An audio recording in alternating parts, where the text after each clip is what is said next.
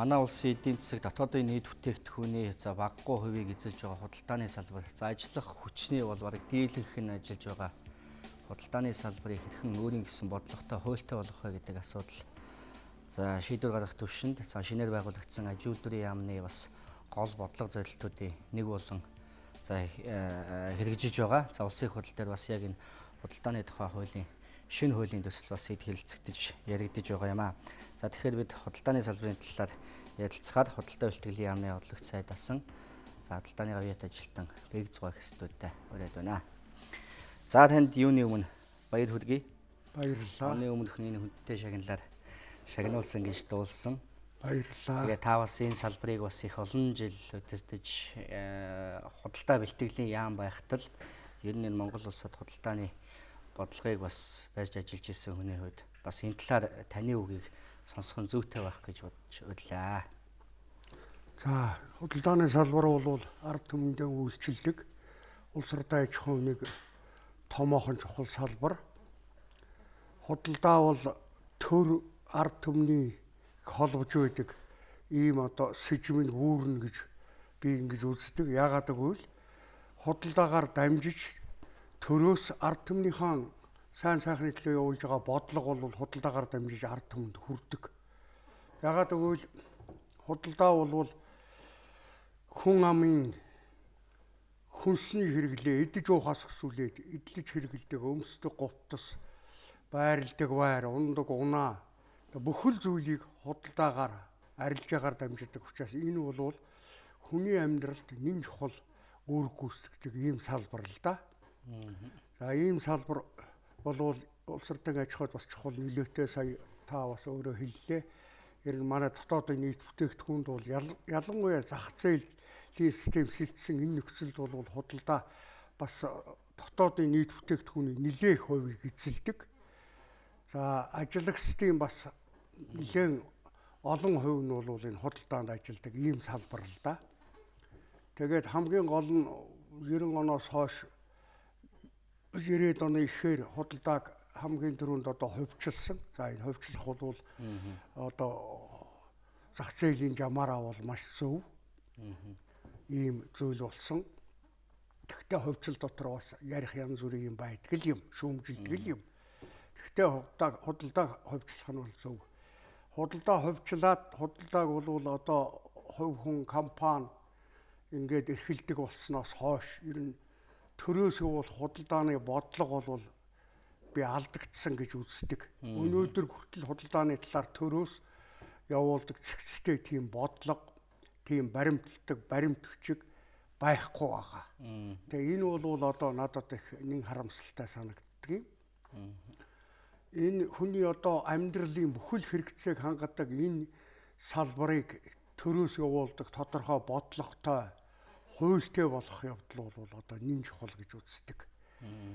Яагаад гэвэл энэ төрөөс явуулдаг тодорхой бодлого хуульгүйгээс болоод бид ямар гэж хүнс хэрглэж байгаа юм. Ямар гэж хүнд говтос хонор хэрглэж байгаа юм. Дотор хувцснаас өсвөл гадуур хувцас бүхэл говтос байна. Орон байрны бүх хэрглэл байна. Энэ зүйл чинь бол хүний амьдралд ямар нэгэн гадны нөлөөгүй хүний амьдралыг тэтгэдэг, хүнийг аль болохоор удаан амьдруулах тааламжтай нөхцөлийг бүрдүүлэх ийм чухал зүйл учраас энэ бол төрөөс тодорхой бодлого хуультай байж энэ явдал явах ёстой. Гэтэл сүүлийн үед бол ер нь ямар ойлголт бий болсон бэхээр ер нь худалдаа гэдэг чинь яах вэ? Нэг бараа тавьчихад хүн авбал төгрөгийн мөнгөийг авчихад худалдаагаа бараагаа өгчихдөг. Ийм л тун амархан зүйл гэж ингэж ойлгодог. Энэ бол тийм биш. Хөгжингүй орнууд бол энэ худалдааны салбар бол жинхэнэ мэрэгдсэн улсууд. Худалдааны мэрэгдсэн менежментүүд маркетингийн одоо тодорхой бодлого явуулж ийн худалдааг явуулдаг. Ингээрийн хүн амын одоо таашаалыг, хүн амын хэрэгцээг хангадаг, хүн амын одоо амьдрах нөхцөлийг бүрдүүлдэг учраас энэ бол одоо чухал салбар гэж би ингэж үздэг юм аа.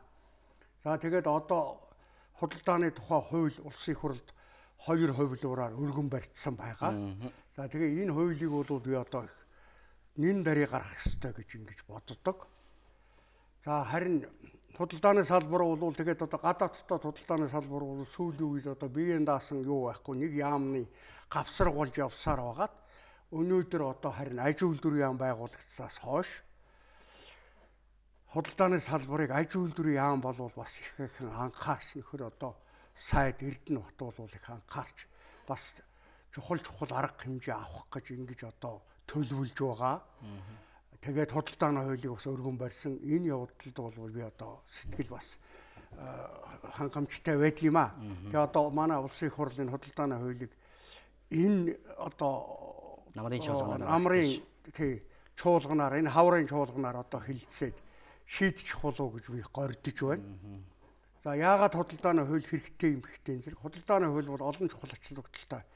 Нэгдүгээр гадаад худалдааг бид одоо цэгцтэй явуулах хэрэгтэй. Гадаад худалдааны бодлого бол манай эдийн засгийг хөгжүүлэхэд манай мөнх санхүүгийн бодлогыг явуулахад гадаад худалдааг зөв явуулснараа бид бол одоо энд улсаа хөгжүүлэх хожих хэрэгтэй. Нэгдүгээр. Хоёрдугаарт нь худалдааны хуулийг баталснаар бид өөрийнхөө эх орны үйлдвэрийг дэмжинд итгэж эх орныхон үйлдвэрийг дархлаажуулах. Гадаадын одоо ямар нэгэн импортын одоо гадаад улсын бодлогоос хамгаалах ийм чухал нөлөөтэй ийм л хууль гаргаасаа гэж бодож байна. Одоо өнөөдөр Монголд үйлдвэрийг хөгжүүлэх бодлого сая манай аж үйлдвэрийн яамнаас их хурлд оруулаад баталчихсан. Энэ бодлогын дагуу бол бид одоо эх орныхоо үйлдвэрийг хөгжүүлж байж манай эдийн засаг ганцхан одоо уул уурхаагаас хараат байдлаас бол бид ангиж харах хэрэгтэй. За ингэж ангижруулахын тулд эх орныхоо үйлдвэрийг хөгжүүлэхийн тулд бид эх орныхон өөрийн зах зээлийг гадаадын юунаас хамгаалах хэрэгтэй. Тийм учраас эх орондоо үйлдвэрлэж чадаж байгаа. Эх орондоо үйлдвэрлэлээр хэрэгцээг хангаж байгаа.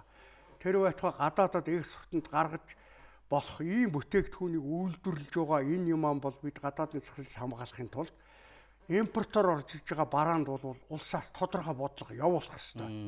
Тий. Жишээлбэл одоо бид өөрийнхөө үйлдвэрлэж байгаа юмыг гадаадаас хям дүнтэй оруулж ирээд өөрийнхөө үйлдвэрлэлийг, өөрийнхөө зах зээлийг унгаж болохгүй. Өөрийнхөө үйлдвэрийг одоо унгаж болохгүй. Ялангуяа хүнсний бүтээгдэхүүн байж байна. Одоо бид чинь гурилан өөрөө хангадаг боллоо. Зүгээр зарим нөхцөлд бол цаг агаарын байдлаас болоод бид гаднаас авах юм гурил дээр гардаг юм.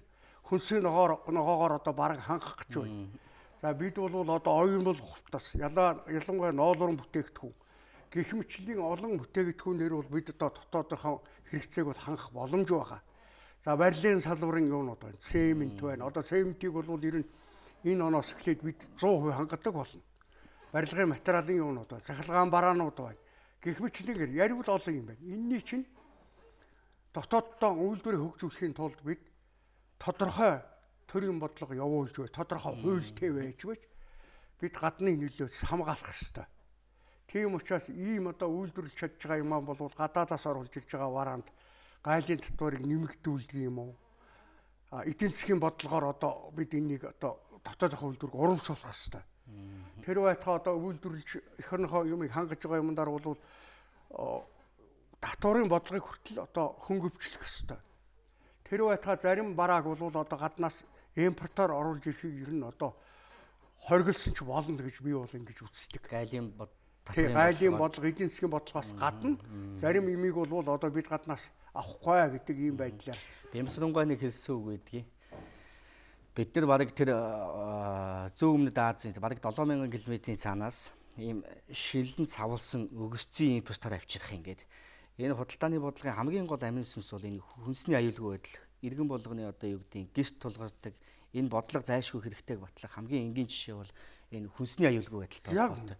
7000 цаанаас цаас бороо нар ямар нөхцөл тээвэрлсэн мэддэхгүй шилэн цавлсан өгсцийг тэгж авчрах шаардлага байна уу Гэтэл одоо юу гэдэг монголчууд энийг зүгээр л үздэг хийж тэр өөрсөнд хариулж байгаа шүү дээ. Энд л бодлогын ач холбогдол байгаа гэж Нэгдүгээр, хоёрдугаарт нь одоо гаднаас орж ирж байгаа юмд чинь бол юу вэ шүү дээ. Хими ямар нэгэн юм одоо хадгалахын тулд хийчихийг бид мэдэхгүй шүү дээ. Ер нь бол Монгол улс оригинал хүнснийхэн бүтээгдэхүүнээр ард түмний хангах бүрэн чадaltaй. Манай энэ сайхан одоо баялаг мал байна. Энэ сайхан газар хөрс шороо байна. Тэр үндэ тариад ургуулж чадна бид. За тэрнээс гадна бидэнд одоо сүү сайл байна. Бид гурил удаага өөрөө ячих юм бол гаднаас тэр гадны элдв юм холчихсон хүнсний бүтээгдэхүүн авахгүйгээр бид өөрийгөө хангах одоо бүрэн боломж байгаа. За хүнсний аюулгүй байдлын нөгөө талд би бол одоо хуучин худалдаа бэлтгэлийн яамыг бол ингэж төсөөлөд байгаа. Одоо юу гэдэг улс их хонд нэн тэргуунд хэрэгтэй байсан одоо юу гэдэг за газар тариалангийн салбарт ийм тоног төхөөрөмж ийм юм хэрэгтэй, ийм үрийн нөөц хэрэгтэй. За хөдөө аж ахуйн салбарт одоо ийм хэрэгтэй гэд тэрийг гаднаас авах болоод дотоодоо үйлдвэрлэх энэ бүх бодлогыг зохицуулж байсан. Зохицуулдаг. 5 жилийн төлөвлөгөөгөөр тэр гэж 5 жилийн төлөвлөгөөр зохицуулж. Нэг бодлого байгаад байна да энэ чинь тий. Одоо бол манад яадаг гэвэл за нэг жаахан нүүцсээ гаргадаг, зэсээ гаргадаг, төмрийн үдрээ гаргадаг. Тэндээс орж ирсэн нэг 5 цаасанд буцаад уулуурхайн хүнд машин механизмын тоног төхөөрөмж сэлбэг хэрэгсэл болоод гаднаас буцаагаар авчдаг. Эсвэл нефт тулаагаар авчдаг. Гэтэл бид нэр юу газрын цэсний баялаг нөөцтэй ч гэдэг юм уу. Энийг л энэ бодлогоор зохицуулах хэрэгтэй юм шиг. Зохицуулах ёстой. Юуг нь нийт төрөнд худалдаж авах хэрэгтэй юм. Юуг нь өөстөө тогтоолоо бий болгох хэрэгтэй юм. Гэдгийг л энэ бодлогоор зохицуулмаар юм шиг. За тэгээ гадаад одоо энэ худалдааны хуулинд бол гадаад худалдааны бодлогыг их тодорхой явуулах ёстой. Гадаад худалдаа гэдэг бол үндсэндээ үндэсний аюулгүй байдалтай нэгт холбоотой. Яг байна тий. Тий, үндэсний аюулгүй байдалтай нэгт холбоотой. Тийм учраас энэ хууль бол нэгдүгээр чухал. За би хоёрдугаарт нэг юм хэлэх гэж бодож байгаа юм. Энэ худалдаагийн чимээч явуулахад мэрэгжлийн бараагаа мэддэг, хүний биологийн хэрэгцээг мэддэг ийм улсууд энэ худалдаагийн чи явуулах ёстой юм аа. Тийм ч учраас дээр үед бол одоо худалдааны техникум гэж бүхэл мэрэгжлийн хүнсийг ханган гаргадаг ийм сургууль байлаа. Сүүлдээ худалдаа үйлдвэрийн дээд сургууль болсон. Тэгээд одоо харамсалтай 2 жилийн өмнөөс эхлээд энэ худалдаа үйлдвэрийн дээд сургуулийг татан буулгаад их сургуультай нэгтгэчихсэн. Тэгээ одоо бол 5 байдаг чи мэрэгжлийн хүн гаргаж байгаа юм байна. Худалдааны менежментийн мэрэгжлийн хүн гаргаж байгаа юм. Маркетингийн мэрэгжлийн хүн гаргаж байгаа юм алга. Энэ хүнсний чинь юуг судалдаг одоо хүнсний 5 байд хүнсний биологийн мэрэгжлийн хүнийг гаргаж байгаа юм алга. Тэгэхээр энэ бол болсон хүчний бодлогогүйгээр энэ худалдаа гэж бас явуулж болохгүй. Тийм учраас би бол одоо худалдаа үйлдвэрийн дээд сургуулийг одоо дахиж байгуулаа сайн гэж боддог хүн.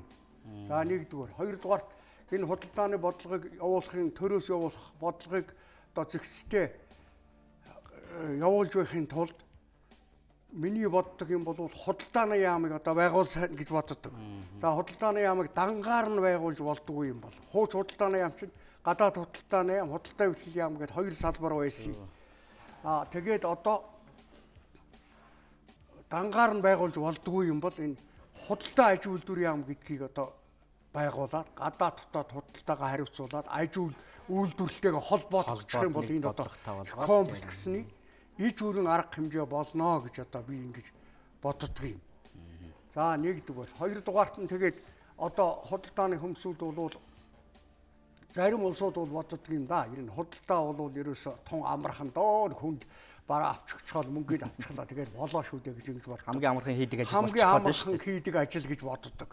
Үгүй. Эн чинь бол одоо бараагаа суталчилдаг байх хэрэгтэй.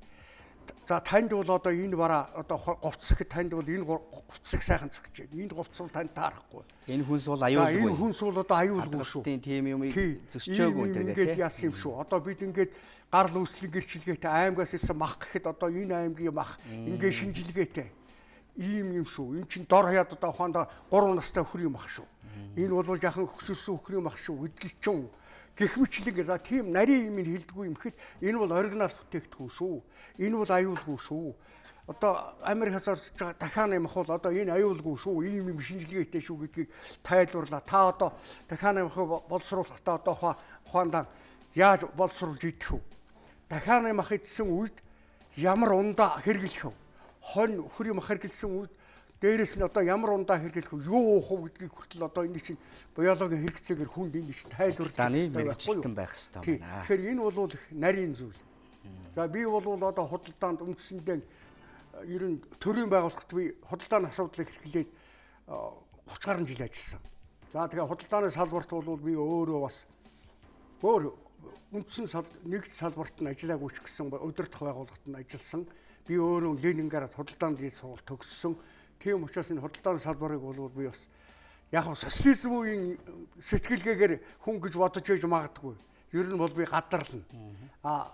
Одоо ч гэсэн тэгээд худалдаа хүний хэрэгцээ болтон зэрэг энд бол одоо тэр юуны анги чанарын ялгаа байхгүй шүү дээ. Тийм, нийгмийн ялгаа байхгүй. Нийгмийн ялгаа байхгүй. Тэгээд эл хэрэгэлдэг шүү. Махал хэрэгэлдэг байсан бол одоо ч хэрэгжилж л байгаа. Тийм учраас энэ дээр бол улс төржөөд байх шаардлага байхгүй. Ер нь бол одоо ийм л салбар би тэгээ худалдааны салбарт бол хайртай. Манай худалдааны салбарын олон мянган хүн бол одоо өөрийнхөө чин сэтгэлээр ажиллаж байсан. Зарим үед хүнд загнуулж байсан. Муу социализм үед одоо бол би мэдэхгүй. Социализм үед бол зарим үед загнуулж байсан. Зарим үед муу хэлэгдэж байсан. Гэхдээ манай худалдааны салбарын улс бол тэр үнд гомдож байгаагүй. Гомхорж байгаагүй. Тэгэл тэр ажлыг л одоо хийж явсан улс. Тийм учраас өнөөдөр одоо энэ юмыг ашиглаад би худалдааныхаа салбарт ажиллаж байсан бүх одоо ахмадуудаа маш олон гавьяатууд байдаг. Бас хөдөлмөрийн баатарууд байдаг. Тэдэндээ би бас та нарт одоо би ийм юу бидэнд ийм болцоо олгож ийм салбарыг авчирч өгсөн та нартаа би одоо их талархаж байдаг шүү. Та нартаа одоо их уртудаа наслаарай гэж бодож байна. Эрүүл сар бол байгаарай гэж бодож байна. За тэгээ энэ юу ашиглаад би Монголын нийт ард түмэндээ одоо ад жаргалтай, эрүүлэг, амгалан тайван байгаасаа гэж хүсэн өрөөж байна. Төр маань доктортай байгаасаа, төр маань зэгцтэй бодлого явуулаасаа гэж би бол одоо тийм л юу хүсдэг ийм хүн. Тэгээд одоо би бас ийм сая одоо Монгол улсын 200 жил манжийн дарлагдлалд байсан энэ дарлагдлыг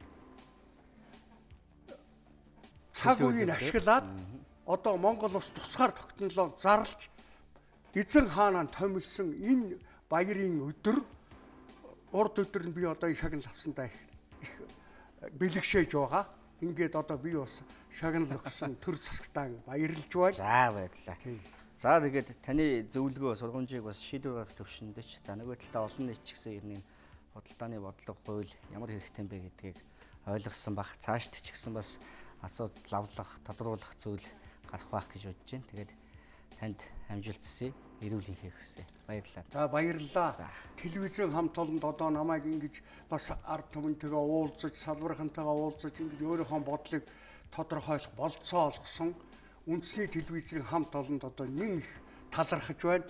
Та нарын ажил их өөдөр байгаасай гэж хүссэн өрөөё. За эрүүл баталшгүй.